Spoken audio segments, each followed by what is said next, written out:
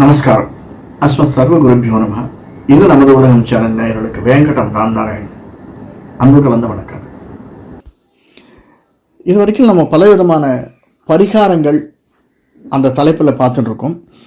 இன்னைக்கு நம்ம பார்க்க போகிற பரிகாரம் சுக்கிரன் அவரால் ஏற்படக்கூடிய தோஷத்தை நிவர்த்தி செய்யக்கூடிய தலங்கள். அதில் முதல்ல வரக்கூடிய ஸ்தலம் கஞ்சனூர். இந்த கஞ்சனூர் தஞ்சாவூர்லேருந்து, அதாவது தஞ்சை மாவட்டத்தில் இருக்கக்கூடியது.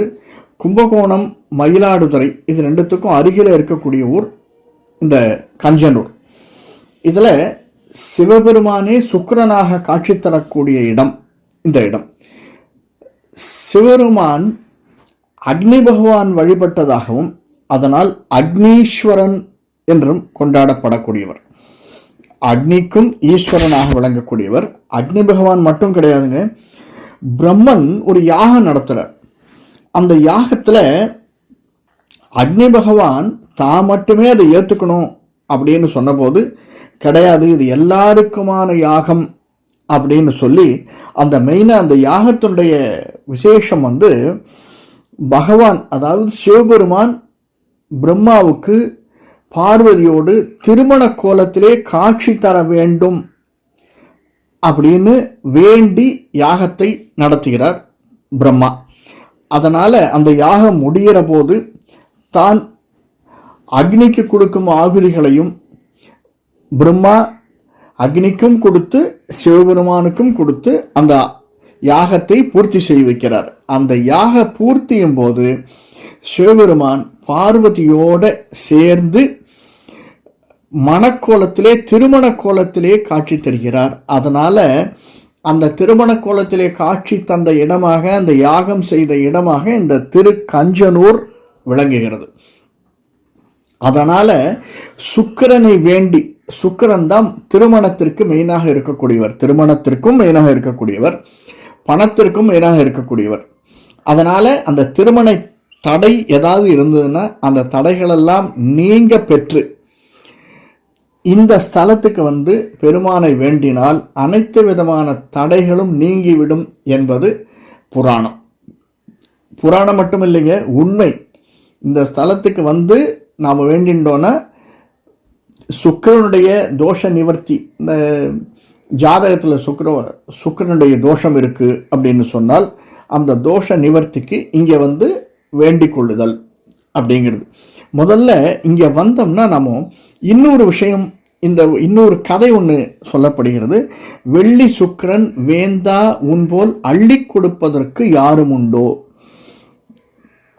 அப்படின்னு. அதாவது பிருகு முனிவர்னு ஒருத்தர் இருந்தார்ல, பிருகு முனிவருடைய மகன் தான் அங்கீரஸ்.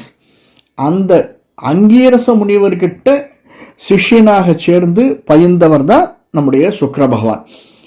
இன்னொரு விஷயம், இந்த சுக்கிரனுக்கிட்ட தான் ப்ரஹஸ்பதியே, குருவே தன்னுடைய மகனை அனுப்பித்து ஒரு முக்கியமான விஷயத்தை கற்றுக்க சொல்லி அனுப்புகிறார். அப்படிப்பட்ட விசேஷம் கொண்டவர் சுக்கிர பகவான். அந்த விசேஷம், அந்த தடை, அந்த தோஷம் நிவர்த்தியாக விளங்கக்கூடியது இந்த கஞ்சனூர். இந்த இடத்துல அக்னி பகவானுக்கு ஒரு பாண்டு ரோகம் வந்துடுறது. பாண்டு ரோகம்னா தெரியும் உங்களுக்கு, வெள்ளை வெள்ளையாக இருக்கக்கூடிய ரோகம். அக்னிக்கே சிவப்பாக இருப்பான், அவனுக்கே ஒரு ரோகம் அப்படின்னா இந்த மாதிரி எனக்கே வேணும்னு ஆசைப்பட்டா என்ன பண்ணுறது? யாராவது சாபம் கொடுத்துட்றாங்க. அந்த சாபத்தினுடைய நிவர்த்தியாக எனக்கு அந்த ரோகத்தை தீர்க்க வேண்டும் அப்படின்னு நிவர்த்தி செய்வதற்காக இங்கே சிவபெருமானை வேண்டி அந்த ரோகத்தை நிவர்த்தி செய்து கொள்கிறார் அக்னி பகவான். அதனால அக்னிக்கே ஈஸ்வரனாக விளங்கியவர் அப்படிங்கிறதுனால இங்கே அக்னீஸ்வரன் என்று வழங்கப்படுகிறார் பெருமாள். இங்கே சரிங்க, இங்கே போனால் என்ன பண்ணினா நம்மளுக்கு செல்வம் பெருகும், திருமண தடை நீங்கும் அப்படின்னா, வெள்ளை மொச்சை இருக்கு இல்லையா, மொச்சையை வாங்கி அங்கே கொடுத்து அந்த பகவானுக்கு ஆராதனம் பண்ண சொல்கிறது. இன்னொன்று, நம்முடைய நட்சத்திரத்திற்கு அன்னைக்கு சிவபெருமான்கிட்ட போய் அந்த அர்ச்சனை பண்ணச்சே 108 தாமரைப்பூ, வெள்ளை தாமரைப்பூ இருந்ததுன்னா ரொம்ப பிரியமானது. வெண்தாமரை, வெள்ளை ஆடை அணிந்தேன்னா இதெல்லாம் சுக்கிரனுக்கு பிரீத்தி. அதனால் வெள்ளை ஆடை அணிஞ்சு செல்வது. வெண்தாமரை பூக்கள் 108 கிடைக்கலன்னா வருந்தாதீங்க. ஒரு 21, 31 எவ்வளோ கிடைக்கிறதோ அதை எடுத்துக்கொண்டு சென்று பெருமானுக்கு அர்ச்சனை செய்து வருதல் அப்படிங்கிறது ரொம்ப விசேஷமான ஒன்று. இந்த இடத்துல அந்த கோவிலுக்கு நாம் போனோம்னா கட்டாயம் அந்த தீர்த்தத்தில் தீர்த்தமாடணும். அக்னி தீர்த்தம், பிரம்ம தீர்த்தம் அப்படின்னு 2 இருக்குது. இந்த 2 தீர்த்தத்தில் தீர்த்தமாடுதல் அப்படின்றது ரொம்ப முக்கியமானது. அதற்கு பிறகு இந்த இடத்துல ஸ்தல விருட்சம்னு இருக்குது. ஒவ்வொரு கோயிலுக்கு போனாலும் நம்ம தெரிஞ்சுக்க வேண்டியது முக்கியமாக அந்த கோயிலில் இருக்கக்கூடிய விருட்சம், அந்த கோயிலில் இருக்கக்கூடிய தீர்த்தத்தில் மூழ்கி எழுதல், அந்த பெருமானை வணங்குதல், முக்கியமாக நம்முடைய நட்சத்திரத்துக்கு அன்னைக்கு சென்று வணங்குதல், இதெல்லாம் நமக்கு ஆடட் அட்வான்டேஜஸ். இந்த கோயில் விருட்சம் பலாமரம், புரசமரம். அந்த பலாமரம் அல்லது புரசமரமாக இருக்கக்கூடியதை 2 விருட்சங்கள் இருக்கு. இந்த விருட்சத்தை நாம் 16 முறை சுற்றி வரணும். வலம் வருதல் அப்படின்னு சொல்லுவாங்க. 16 முறை வலம் வந்து பகவானை வேண்டினால் நாம் நினைத்த காரியம் நடக்கும். அக்னீஸ்வரர் கற்பகாம்பாள் அருள் நமக்கு பரிபூர்ணமாக கிடைக்கும் அப்படிங்கிறது முக்கியமான ஒன்று. ஏன்னா சிவன் திருமண கோலத்தில் பிரம்மனுக்கு காட்சி தந்திருக்கார். அக்னியினுடைய ரோகத்தை நிவர்த்தி பண்ணிருக்கார். இங்கே வரக்கூடிய அனைவருக்கும் வேண்டுதலை பூர்த்தி செய்திருக்கார். சுக்கிரனுடைய ஈஸ்வரனாக, சுக்கிரனுக்கே ஈஸ்வரனாக விளங்கக்கூடிய ஒரு சுக்கிரனே பூஜித்த பெருமானாக இங்கே இருக்கிறதுனால இந்த கஞ்சனூர் சுக்கிர தோஷ நிவர்த்தியாகவும் பார்க்கப்படுகிறது. இவையெல்லாம் நமக்கு அருள் செய்வதற்காகத்தானே தவிர நாம் நினைத்து அனைத்தையும் நடக்கணும். நம்முடைய ஜாதகத்தில் அந்த மாதிரி ஒரு தன்மை இருந்ததுன்னா சார் உடனே நடந்துருமா அப்படின்னா உடனே நடக்காது. ஏன்னா நாம் எவ்வளவு பாவம் பண்ணிருக்கோன்னு தெரியாது, கர்மாவோ.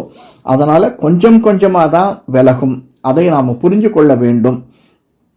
ஏன்னா ஒரு வருஷம் எக்ஸாம் அப்படிங்கிறது, படிப்புங்கிறது ஒரு வருஷம் எடுத்த உடனே நம்ம எக்ஸாம் எழுதி பாஸ் பண்ணிட்டு போகிறதில்ல. ஒரு வருஷம் கடைசியில் தான் 11th 12th எந்த எக்ஸாமுமே கடைசியில் தான், ஒரு வருஷம் பூராவும் நம்ம எழுதினா தான் பாஸ் பண்ண முடியும். அதை நாம் நினைத்து கொண்டு இந்த பெருமானுடைய அருளை வணங்கி வந்தோமே ஆனால் பெருமானுடைய அருள் நமக்கு தங்கு தடையில்லாமல் கிடைக்கும். திருமண தடை நீங்கும். நாம் நினைத்த காரியம் கைகூடும். நன்றி, வணக்கம். யாராவது நம்முடைய சேனலை சப்ஸ்கிரைப் பண்ணலன்னா சப்ஸ்கிரைப் பண்ணிக்கோங்க. பெல் பட்டனை அழுத்துங்க. 2-3 பிரச்சனைகள் பேசியிருக்கோம், அதற்கு தீர்வையும் பேசியிருக்கோம். இதையும் திரும்பி பாருங்கள். அதனால் லைக் பண்ணுங்கள். மற்றவங்களுக்கு பிடிச்சிருந்ததுன்னா ரிலேட்டிவ்ஸ், ஃப்ரெண்ட்ஸுக்கு ஷேர் பண்ணுங்கள். மீண்டும் வேறொரு காணொளியில் சந்திப்போம். நன்றி, வணக்கம்.